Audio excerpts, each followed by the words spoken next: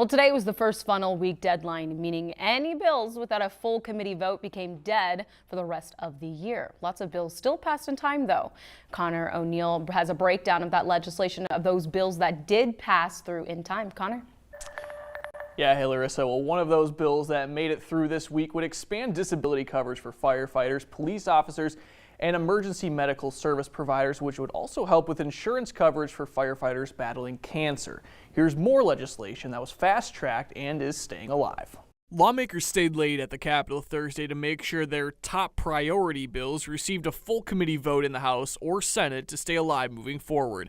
In a bipartisan vote, the House advanced legislation that would block companies from using eminent domain, meaning the government can take homeowners' private property for public use, to help build carbon dioxide pipelines. The vote is a win for homeowners and will make it difficult for the proposed Summit Carbon Solutions pipeline project to move ahead in Iowa.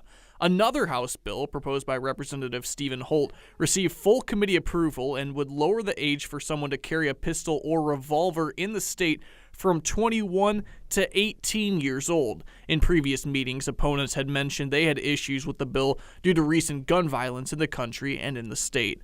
Also on Thursday, House Republicans advanced legislation regarding law enforcement carrying out federal immigration policies. The bill says that for any officials or sheriffs who knowingly decide not to serve administrative warrants on people living in the country illegally or in their agency's jail would be charged with a felony. There is the possibility of an amendment being added during floor debate to make the penalty for not complying a misdemeanor instead of a felony.